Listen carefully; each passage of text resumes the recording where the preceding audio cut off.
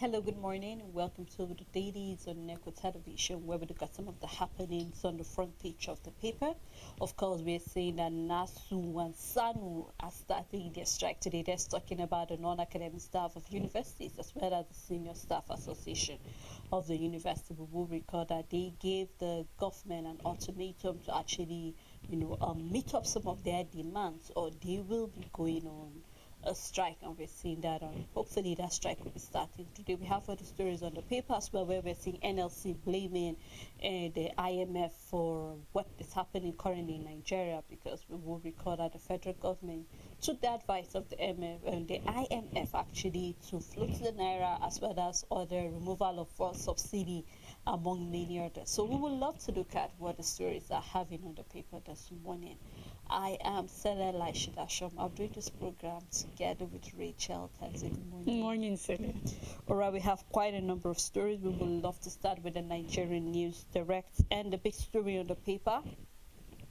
We have NLC blames IMF World Bank for federal government decision to remove subsidy, with the writer says advisory policy recommendations responsible for economic woes. Detail found on page 4. Dangote invests over $280 million in CNG trucks and infrastructure. More millionaires emerge from UBA legacy promo. And concerning 4 months with health salaries, anxiety as SANU NASU begin nationwide strike today. NIDCOM rescue 17 trafficked girls from Ghana. You can find that story on page 4. And about the 2023 general elections, Serap sue INEC for contempt over unaddressed electoral offenses. Troops recover 215,000 liters of stolen crude, destroy 34 illegal refineries in Niger Delta. Troops recover 215,000 liters of stolen crude, destroy 34 illegal refineries in Niger Delta, with detail found on page 4. We have a picture story. Do well to get the paper in more detail of any other story that is of interest to you. On the Punch newspaper, federal government plans tax overhaul to access $750 million World Bank loan. Army begins enlisting ex-soldiers to bridge manpower shortfall. You can find details on page 8. EFCC to track funds as local government autonomy begins November. We have still on Ondo governorship poll. We have LPADC governor candidates woo voters with free education and others. State won't tamper with LG funds, Aiyedatiwa tells voters. The big story on the paper again, varsities face lockdown as workers begin strike today. Non-teaching staff shut varsities offices, Gates ministry mom as minister quits Wednesday. Helicopter crash, family demands body of missing NNPCL worker. Lagos probes engineers dead at construction site. On CNG, Dangote invests $280 million in conversion and others. We have a picture and also a story where we can see NSCDC arrest illegal Chinese miners in Nasarawa, and that is the picture showing what happened in Nasarawa. You can find details on page 13, and that's all the news on the Punch newspaper. On Metric newspaper, Zenith Bank wins Bank of the Year and Retail Bank of the Year at the MAFI Awards 2024, with detail found on the front page and on page 3. Salah rescued late point for Liverpool against injury ravaged Arsenal. For sport lovers, you can follow up that story on page 22. Season of strike, where we're seeing health, academic activities grounded. NASU SANU to begin strike over 4 months with health salaries. And then we have Hiso to threaten an indefinite strike after 7-day warning strike. That's you can do well to get the paper in more detail of that. Nigeria advocates for climate change solution at the CHOGM 2024. Port Harcourt helicopter crash, 4th body recovered, says the NSIB, with data found in the paper. Purchase of aircraft, which is a big story on the paper. Prioritize sustainable safety, presidency tells Nigerians. The writer says newly acquired plane Nigerians property, not Tinubu. Says the newly acquired plane Nigerians property, not Tinubu. Reveal Nigerians spending bogus amount of money on aircraft maintenance. Shetima's life is at risk. He urgently needs a new aircraft coming from Borno. Speaker. Of course, we've seen people talking about the cost of governance in Nigeria, as well as we're seeing that the elite are actually prioritizing their own well-being against the well-being of the entire citizens of the country. You can do well to read all about the purchase of the aircraft on page 2. NDID sees U.S. Euro-bound drug concealed in shoe sold 16.6 billion naira opium at seaport. We have wooden boats constitute 90% of the boats on inland waterways, says the NIWA-MD. You can read that on page 12. Lagos Blue Line Rail resumes operation after fire incident. More data found on page 10. We have a picture story unlocking Ogun State tourism potential, where we can see the Ogun State Governor Dapon Abiodun in a warm greeting with the former president Olusegun Obasanjo at the 2024 Omo Owowo Day celebration in Ogun State at the weekend. We have an entertainment story on page 21. You can draw out to get the paper and read more detail of the story. On New Telegraph, the big story, transport cost, Nigerians appeal for federal government's intervention as airfares skyrocket. Fret over insecurity, poor state of roads as charges, fuel costs remain stable. Aviation ground handling firm to raise charges by over 300%. 70,000 naira for B737 no longer sustainable, a statement from the Agan chair. You can find details on page 2 and 27. At the top of the paper, 13% derivation oil producing states earnings rise 87.6% to 901.19 billion naira. Federal government open talks with Indian firm to build steel and power plants. You can find details on page 4.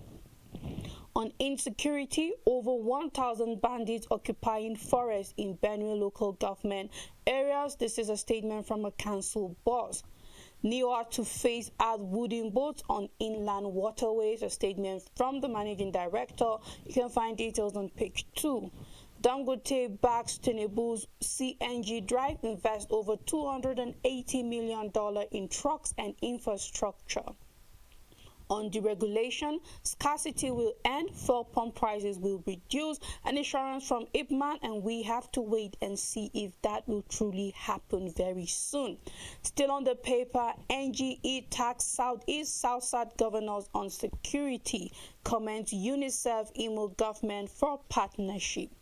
Ahead of 2027, new political force KRM emerges in Kwara. Ex-board member Oyewumi advocates support for NYSC, looks Tinubu for core members' allowance increment. You can find details of our statement on page 2. Tinubu bought refurbished plane, not new one, a statement from Onanuga. You can find details on page 4. Federal government reviews BASA, open skies for UAE, signs fifth freedom right.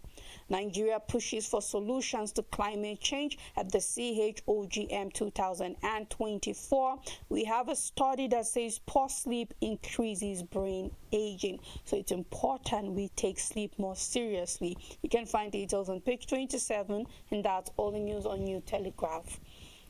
Right, on the Guardian newspaper, starting with a regime change accusation against the Guardian is unfounded, where we're seeing this was also concerning what Bayo Onanuga said. So you can do well to read what the Guardian newspaper said regarding that regime change accusation on the front page and continue on page 6. The big story on the paper here is having that RMAFC falls high cost of governance, seek better prudence, where we can see expenditure taxes, and then you can read all that on page 6. And IWA to phase out wooden boats on inland waterways, MD assures. Search entered day 4 as NSIB recovers Ford helicopter crash victim. Nigerians experiencing COVID deliberating disorders. Expert report. Nigerians experiencing COVID deliberating disorders. Expert reports. Data found on page 4. 7 states waive ROW charges to expand telecommunication services. And we have Nasu Sanu begins strike over withheld salaries. Dangote-backed CNG Drive invests over $280 million in trucks and infrastructure. The news can be found on page 28, and that's all on the Guardian newspaper. On Leadership newspaper, facility deficit threatens new school curriculum. The writer says basic digital literacy, IT, robotics teaching suffer setbacks, while pupils may not benefit from 15 new trades. You can find all the details on page 4. And then what is covering most of the front page of the Leadership newspaper is the Kano State government. And after the LG poll, where we can see Governor Abba Kabir Yusuf swears in new LG chairman, urges them to serve with integrity and be fair to all. And we can see different chairmen and the different local government areas. And that's all the news on Leadership newspaper. You know, lately all of the local government elections have been holding. I mean, I don't know if it's alarming for other people, but it's kind of alarming to me, because we're saying that like this for Kano, so we're saying that the entire local government was won by the NNPP. Mm-hmm. And then we saw that in other states as well. It's either the PDP to the entire local government. Yes. Another we see that it's either the APC had the entire local government. It just cannot help. I mean, it's not possible that everybody in that state is supporting that Of course party. not. But nevertheless, this is what it is regarding an election. And then again, we're seeing concerning facility deficit threatening the new school curriculum, which we discussed, I think, earlier with you, where we're saying that hope the government have put everything that is needed. Hope everything is put in place, because we cannot introduce a new curriculum without making sure that everything is already on ground. And here we're seeing basic digital literacy, IT, robotics. It's really going to suffer. Why? Because we don't have the basic technology that is needed for students to take up this. So I'm hoping that rather than it coming up on the paper, what is the government doing concerning making sure that everything is being provided? Because for private schools, they can't afford it. But then for government school, who will come in and make sure that all of this? And we also have certain private schools that do not have the funds that is needed to be able to teach this. I remember you raising concerns such as hairdressing and some of these, I mean, that are not really necessary. Why don't we have a bigger school? But I remember raising the concern that it's either we don't have the equipment, we don't have the funds, or we are not ready to put in all of these things that are needed to make sure that students actually gain from it. But here we're seeing it, making it as a story that is really going to suffer, because all that is needed to make sure that the students learn is not actually being provided. So that is what it is regarding that. So it's very disappointing that no matter how the government tries to pretend that they have education in mind, they do not have it, because it's embarrassing on a lot of levels. You can't start a curriculum without having facilities. The fact is that what we lack in this country, as far as education is concerned, is facilities. Robotics falls under sciences. It don't even have to be made a curriculum. It's just supposed to be introduced. It's just supposed to be merged. It's just supposed to be slotted in a way, and we move. So when you bring it, the same thing with IT, for example, we've been doing computer ever since, computer science. You put it in, you introduce it, you merge it. You can't sit down and say you're doing a curriculum revamp, and then you don't have the facilities for it, and making it look that the curriculum is the issue. Well, we do know that our curriculum is not really the problem here. It's the fact that we do not have the facility. It's the fact that we do not have the science laboratory. We don't have the technical spaces to practice the engineering, to practice whatever. I remember doing introductory technology in school, and then we were able to have the chance to do certain practicals, create certain things, and all of that with the helps of our teachers. Now, for those of us that were able to go to private schools, I don't think saying can be applied to those in the government schools, and we know that they are majority of where students go to get their basic and then secondary education. So it's not all about saying, okay, we are bringing in robotics, but what we really lack is the facility, is the space, the learning environment, that even if we don't even have to shout it, these are all under sciences, and for some way they can find their way in every science that we talk about, be it physics, be it chemistry, because for electricity now falls under physics and all of that, and these are the basics for robotics and all of that, how the gears and engines and everything work. And what, Sele, you know what, the Nigerian government needs to step up. We keep talking and we will never stop talking, because we can see literally where the work is expected to be done, but you are not doing the work. Exactly. Changing the curriculum is not enough. We just talk, but the action is not there, and that's why we're still where we are. It doesn't matter if you introduce robotics. If in the end of the day there's nothing for these students to practice, then it's just a curriculum with mouth, but there's nothing to show for it at the end of the day. There will be no student making any robot, any machine, any engine whatsoever at the end of the day. Then what is the point of saying we have changed or we introduced certain things into our curriculum, and then nobody can really show that they are practicing it and all of that? The government knows where the work needs to be done. Let them do it. The Ministry of Education knows what is important and how to go about this thing. Talk is cheap, and we're tired of cheap talks coming from the government and every other people involved in this. Of course, and I look forward to making sure that our teachers as well are being trained, because I think another deficit will be that the teachers are not actually training this actually part. So the same way we see the government sending money to train our armies abroad and other sector, I think the same way we need our teachers to be trained. I know of schools that when it comes to maybe times of WAEC, you see them bringing in external teachers to come teach the students to make sure that they actually pass. I think the same way the government, and it still boils down to the phones we're talking about, so we look forward to that. Let's take a look at the Nation newspaper, where we have billionaire businessman $80 donates 3.7 billion naira engineering building phase 2 to Augustine University. More data found on the front page. And President orders military chiefs to wipe out bandits. President the military chiefs to wipe out bandits. Detailed on page 4. Investors raise long-term stake on Nigerians' economy. Concerning boat accidents by the number of states, and IWA to ban woody boats, because we're saying most times it's the reason behind some of these boat mishaps that we mostly have, with the writer saying water marshals deploy. Data found on page 3. 20 states begin payment of minimum wage to workers. 16 states, FCT yet to finalize the plans. And then we have TUC say any state not ready to pay is insensitive. And we have what states are paying, so I'd like to go through a few of the states. Where we have the first here is Lagos, where we see they are paying 85,000. Same with Rivers, same with and then for Bayelsa is 80,000 naira. Bayelsa, Akwa Ibom, Enugu, and Niger paying 80,000. And then we have Delta, Ogun paying 77,000. We have Ebonyi, KB paying 75,000. We have Ondo paying 73.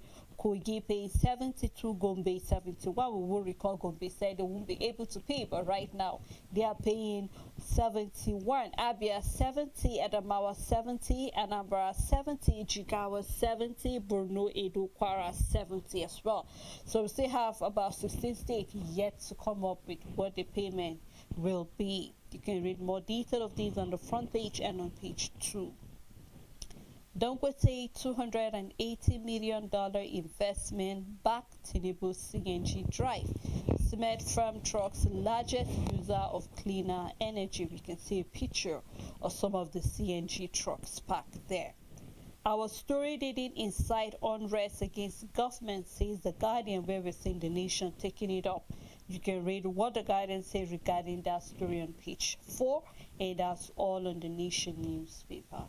On Nigerian Tribune, cost of governance in Nigeria among highest in sub-Saharan Africa. A report from RMAFC. NNPC helicopter crash, another body retrieved. NSIB to deploy 2 more specialists to crash site today. NIOA to phase out wooden boats on inland waterways. 2025 LG election won't hold in 37 LCDAs. Statement from Lagos Assembly. NDLEA recovers illicit consignment in Lagos Shrine underground storage in Lekki. The big story: Nigeria's 134.3 trillion naira debt overhang. Servicing costs undermine private investment and economic growth. The writer says future income of Nigerians being used to service debt. This is an expert making such statement. May take 25 years to double size of economy at current growth rate. Don is saying that. You can find details of this statement on page 18. Dangote backs Tinubu CNG drive, invest over $280 million in trucks and infrastructure, becomes the largest operator of CNG trucks in Nigeria. NASU SSANU declares indefinite nationwide strike over withheld salaries. On PDP chairmanship, why Damagu may see off Ayu's tenure. David Mark gives conditions not comfortable with 10-month tenure. The Guardian replies presidency over regime change accusation. And that's all the news on Nigerian Tribune. On the Voice of Liberty power outage, deliberate move to destroy region, coalition of northern groups are alleging. The coalition of the the coalition of northern groups have expressed its deep concern over the power outage that has paralyzed large parts of northern Nigeria over the past 5 days. Actually, it's over the past 7 days, because it's getting to a week today since there have been no light in northern Nigeria. You can read more detail of that in the paper. And we have SANU NASU to begin indefinite strike today.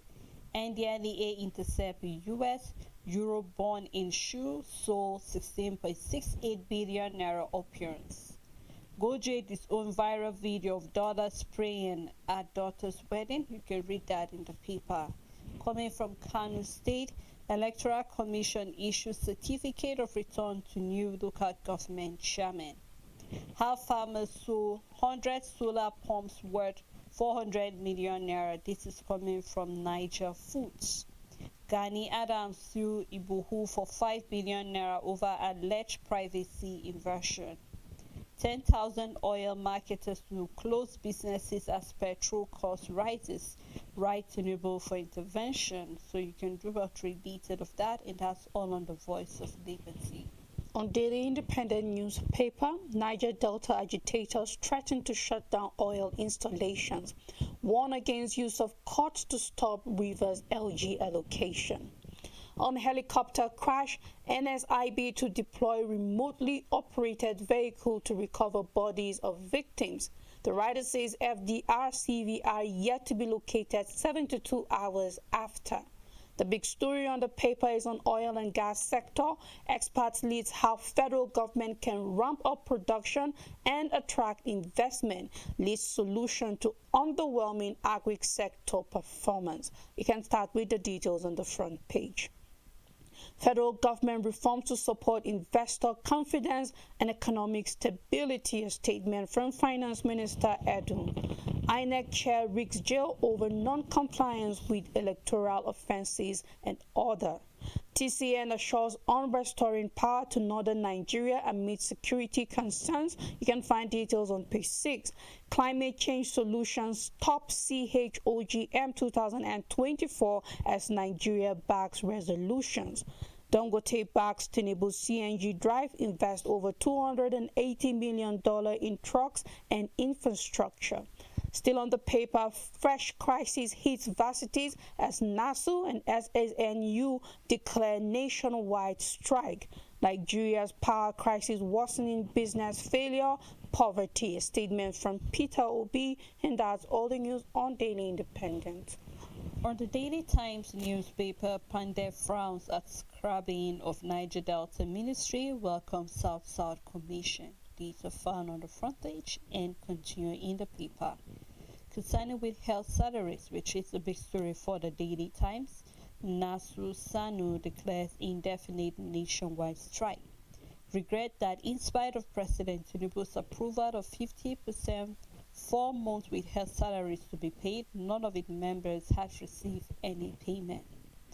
Says sincerity of government to their cause in doubt, so you can read that on page 6. Nigeria pushes for solutions to climate change at the CHOGM 2024.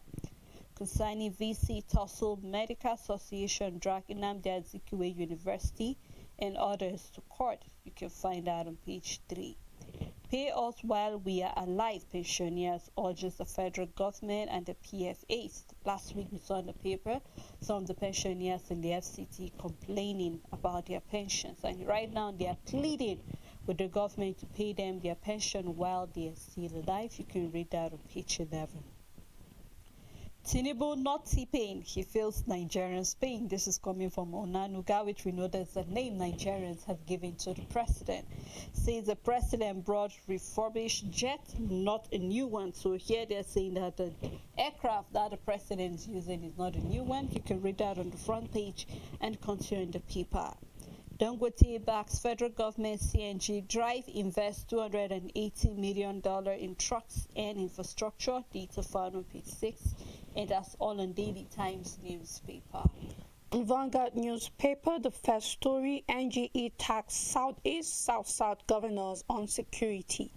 Dangote backs Tinubu's CNG drive, invest over $280 million in trucks and infrastructure. Businesses others suffer setback nationwide as a result of total blackout. You can find details on page 5. The big story on the paper, pressure mounts on Naira, falls to 1,740 in the parallel market. The writer says 8 months gain wiped out. NAFAM rate remains stable at 1,600 Naira. CBN sets to launch new forex trading system. Parallel market dealers project further depreciation. Monetary fiscal authorities hold divergent views. NLC to IMF, you are behind Nigeria's economic woes. You can find details on page 8. However, let the NLC not sound like they are not intelligent. The federal government do have the choice and the option of accepting an advice. If I was to tell you, do this with your money or do that with your money, you are always faced with the option of taking my advice or not. And therefore, the NLC cannot say this to the IMF because the IMF is in the position alongside the World Bank to suggest. They've had the habit of doing that for decades to African countries. This is what you should do with your economy. This is what you should do to your economy and what not to do. And we have other African countries that are not accepting this advice. So if Nigeria is taking it, then we have us to blame for accepting certain advices from IMF when we are not, when we refuse, when we are lazy, when we refuse to sit down and think for ourselves and see, okay, despite the IMF coming and saying, you know what, this is important, is it truly important for us? Looking at our peculiar economic needs, situations and problems and all of that, can these two policies go together? Can they not? And all of that. So no, the IMF cannot be, they are not the reason. The economic the government of Nigeria is solely responsible for whatever economic outturn we have out there. So whatever it is, IMF just said. They didn't force anybody. They didn't force us to take out the electricity tariff. They didn't force us to take out subsidy. They didn't force anybody to float their currency. They said this is important, and the Nigerian government took the advice and made the policies and all of that, but IMF never made the policies for us. They only made suggestions, and therefore I don't accept this. In as much as the IMF is a body that is reckoned with, and I know it's not only Nigeria that takes advice from them. You can't sit down and say they are the reason, because they did not put those policies, they did not implement them, they did not make those policies in the first place. We have the Nigerian government to say, you know what, your policies are not working. Of course. Still on the Vanguard newspaper, First Bank Nigerian Holdings open 150 billion naira rights issue. Newer to phase out wooden boats on inland waterways. You can find details on page 8. On a helicopter crash, why we haven't found critical components, a statement from the NSIB. NASU SSANU begins indefinite strike today over withheld salaries. 3 of Nigeria's best at World Bank and IMF meeting. That is the picture we can see, where we can see from the left we are seeing Deputy Secretary General of the United Nations Amina Mohammed. We can see the President African Development Bank Dr. Akinwumi Adesina, and Director General World Trade Organization Dr. Ngozi Okonjo-Iweala at the 2024 IMF/World Bank Group annual meeting in Washington, D.C. This happened over the weekend, or rather the picture was taken over the weekend, and that's all the news on Vanguard newspaper. All right, let's take a look at Blueprint newspaper, still where we had Kanu governor swears in 44 local government chairman, urges good governance. You can find that on page 11. And on business, Cardoso is saying CBN will achieve $1 billion remittance by addressing diaspora concerns. And then looking at AFCON 2025, we're seeing that Libya appeals CAF decision, where we see that after much deliberation, we're seeing that CAF came up with a decision and fined Libya $50,000 to actually pay the Nigerian government regarding that. So you can do out read more detail of that on page 14 of the paper. Rivers crisis upon Atta, Pandef committee moved to reconcile Wiki and Fubara. King Alfred Dainty, Steve Stella, Omu, John, Jonah, others rally support. You can read detail of that on the front page and on page 8.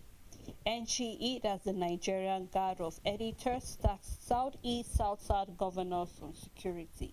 You can read detail of that on page 8. Concerning with health salaries, we're seeing that the SANU and NASU begins their strike today. UBA award 180 loyal customers, and then we have 7 scavengers die in Sabu Orch. This happened at the FCT, and then as well we have Nigerian $26 billion annual electricity loss. You can read more detail of that in the paper. That's all on Blueprint newspaper. On Punch Sport Extra, Africa's pride.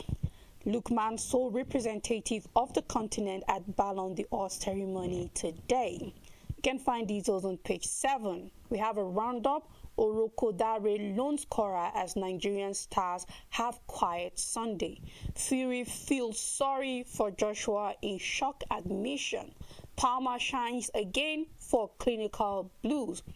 We have Mateta stuns Spurs as Eagles claim first season win. Late Bowen strike sinks Devil. You can find details where we have West Ham against Man United. We also have Crystal Palace against Tottenham. We have Chelsea winning against Newcastle. Van Dijk camp over Red's contract. Mbappe sets unwanted 15-year La Liga record. Serie A return, not a joke, a statement from Totti. We have Piqué taunts Madrid after El Clasico trashing, where we have Barcelona beating Madrid, where we have 4-0. You can find details on page 3. Rivers El Kanami maintain unbeaten streaks. Remo suffer defeat. Godwin bags 100-meter gold at ISF and Gymnaside Barian 2024. On cricket, Edo wins National Women's Championship. We have another story here. Motsepe happy with African beach soccer growth, and that's all the news on Punch Sports Extra. On Business AM newspaper, World Bank steer agribusiness growth. You can find in the paper. Naira woes hit item Africa. Nigerian cost of living, which is a comment you can read on the front page and on page 10. 9 mobile gaps for breadth amid Nigerians growing telecom sector.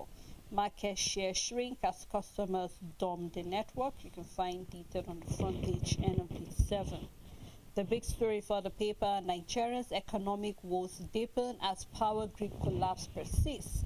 Economic losses $29 billion annually coming from the IMF. estimated bidding worsening the power outrage coming from the NBS.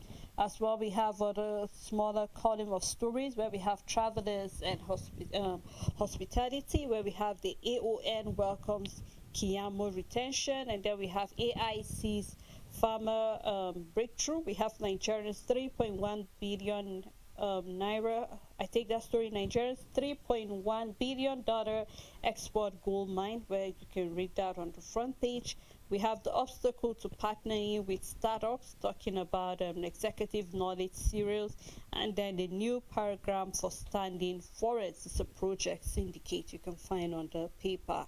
We have a picture story as well on the front page of the paper, which you can do well to get the paper and read more detail of any of this business story that is of interest to you. Well, that's how far we can go on the program this morning. Thank you, Rachel. You're welcome, Celia. And thank you as well to our followers and our viewers for always keeping it with us on the dailies. We look forward to doing this together tomorrow. Please do have a lovely day ahead.